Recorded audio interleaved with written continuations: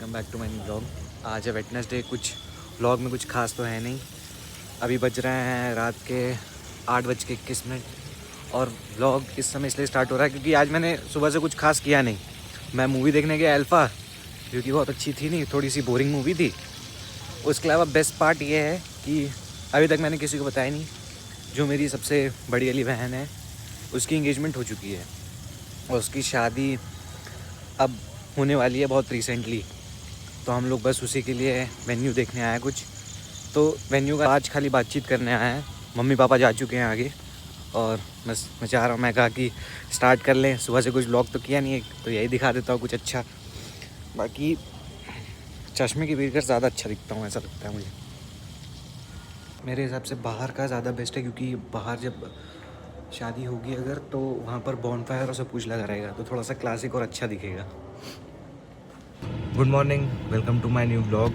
आज है 16 जुलाई और अभी बज रहे हैं सुबह के 10:15। हम लोग हो चुके हैं तैयार।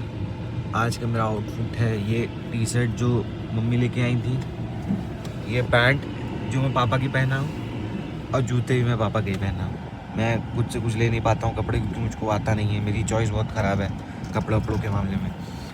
और कल रात में मैं कुछ खास व्लॉग नहीं किया था, क्योंकि कल कुछ मैं किया ही नहीं था। मैं कल पूरे दिन सोया था कल ही, और उसके बाद गया था अल्फ़ा देखने।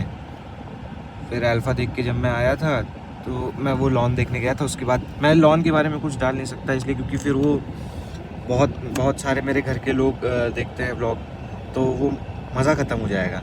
इसलिए मैंने सोचा है कि मैं व्लॉग का वो लॉन का नहीं दिखाऊँगा। मैं खाली जो मैंने रिकॉर्ड किया मैं उसको इसके आगे ऐड ऑन कर दूँगा। और पता है, मैं आप लोग को एक बात बताता हूँ। पता है, बहुत से लोग होते हैं जो पता है बेफालतू में आपका पैसा लगवाने पे हमेशा खड़े रहते हैं। जैसे मैं एक एग्जांपल बताता हूँ। मेरी गाड़ी थी, तो उसमें गाड़ी में क्या हो रहा था कि जब आप सर्विस कराते हो, अगर अपनी गाड़ी में आपने इंजन ऑयल डलवाया है तो वो इंजन ऑयल चलता है 10,000-12,000 किलोमीटर तक। उसके बाद 10,000-12,000 किलोमीटर के बाद आप फिर आते हो, फिर सर्विस कराते हो। मेरी गाड़ी पे क्या हो रहा था कि वो 4-5 हज़ार किलोमीटर पे ही ख़त्म हो जा रहा था। तो मैं सोचा कि भाई गाड़ी पे दिक्कत है फिर तो। अगर 10,000 गाड़ी चल भी नहीं है, 4,000 किलोमीटर पे आपकी गाड़ी का इंजन ऑयल ख़त्म हो रहा है, तब तो दिक्कत है फिर। तो मैंने जिससे सर्विस कराई थी, मैं उसके पास गया।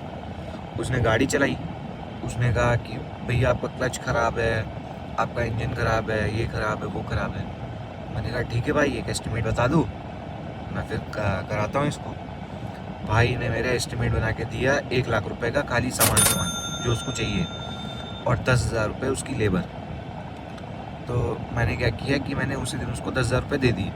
मैंने कहा भाई ये ले 10,000 रुपये, ये तेरा लेबर हो गया, तो लेबर रख। अब मैं जब तुमको सामान ला के दूँगा तो तुम मेरी गाड़ी पे काम करना। सोच भाई मैं कितना वो हूँ। मैंने कुछ नेगोशिएट भी नहीं किया। मैंने उसको 1,10,000 में मैंने कर लिया, क्योंकि मुझको मेरी गाड़ी बहुत पसंद है। मुझको अपना सारा सामान एकदम टॉप नॉच चाहिए, एकदम हमेशा एकदम कंफर्म। तो उसके बाद मैं कल मैं नॉर्मल इसको वॉश कराने गया था।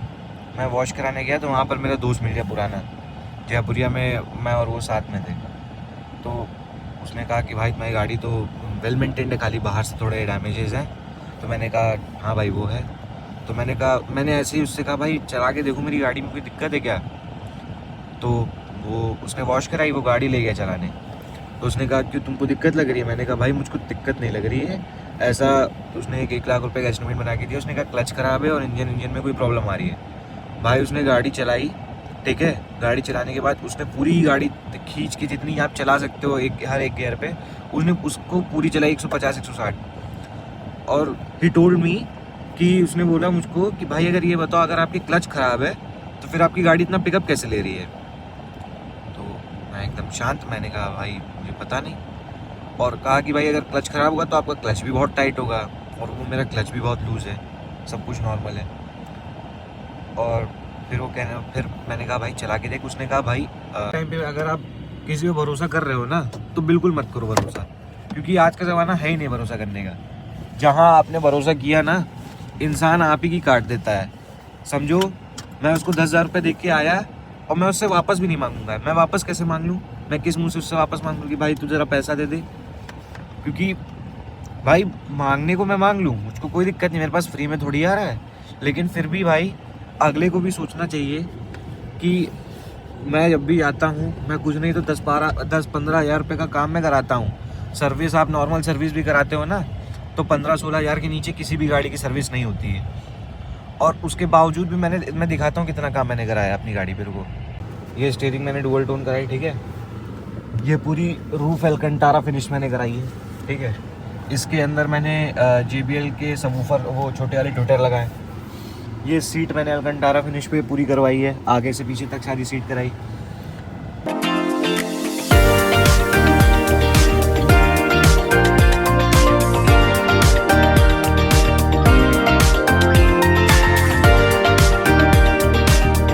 पहुंच चुके हैं दुकान।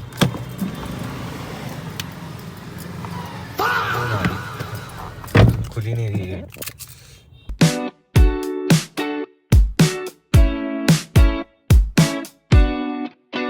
अभी बज रहे हैं दोपहर के 1 और मैं जा रहा हूँ, एक ऑर्डर का सामान मेरा बना था वो ले आऊँगा, फिर आपको दिखाऊँगा क्या बना था। पहुँच चुके हैं अमीनाबाद, जा रहा हूँ अब कारखाने पे। वैसे जनरल थर्सडे को मार्केट क्लोज रहती है, लेकिन दुकानें बंद रहती हैं, लेकिन थर्सडे को यहाँ पर सबसे बड़ी मार्केट लगती है। मैं दिखाता हूँ।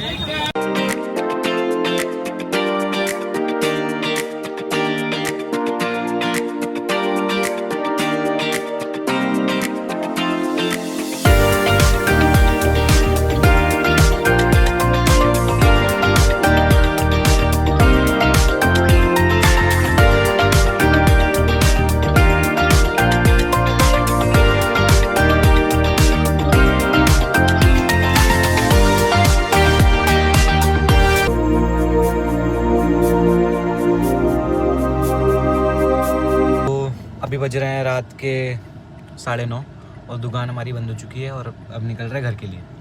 मैं बस निकल गया था, मैं रुका था एक बात करने के लिए। पता है कभी कभी मेरी दुकान पे कुछ लोग ऐसे आते हैं जिनको ऐसा लगता है ना कि भाई अगर मैं पैसा दे रहा हूँ किसी चीज़ का तो मैं एकदम बहुत उसमें गर्मी में बात करूँगा, बहुत तहस में बात करूँगा, क्योंकि मैं ख़रीद रहा हूँ, उनसे सामान ख़रीद रहा हूँ, मुझको सामान दे रहे हैं। मैं इंसिडेंट बताता हूँ ऐसा मैं क्यों बोल रहा हूँ। आज सुबह जब मैं दुकान खोल रहा था तो सुबह के लमसम वही 11:30-12 बजे एक अंकल जी है, उनकी एज होगी मेरे पापा से ज़्यादा एज होगी, 60-65 उनकी एज होगी। वो आए, उन्होंने कहा मुझको अंगूठी चाहिए सोने की, मिडल फिंगर के लिए, इस वाली फिंगर के लिए। तो मैंने कहा ठीक है अंकल, मैं दिखाता हूँ। उनका साइज़ बहुत उनकी रिंग का साइज़ बहुत बड़ा था, तो उन्होंने कहा कि ठीक है दिखाओ। तो उस समय क्या हुआ था, जब साफ़ करते हैं ना हम लोग तो जो दुकान की कुर्सियाँ होती हैं वो बाहर निकाल देते हैं। तो मैंने नोटिस नहीं किया, मैंने उनको कहा कि अंकल जी आप आइए, अंदर आइए। तो उन्होंने कहा भाई कुर्सी तो लगाओ कि मैं ज़मीन पे बैठूँ। उन्होंने बहुत अलग वे में बोला, इतने आराम से उन्होंने बात नहीं की थी, उन्होंने बहुत उसमें एटीट्यूड में बोला। तो मैंने कहा कि ठीक है भाई कोई नहीं, अगला है, सुबह सुबह उसका मूड ख़राब होगा, ठीक है, मैं कुछ नहीं बोला।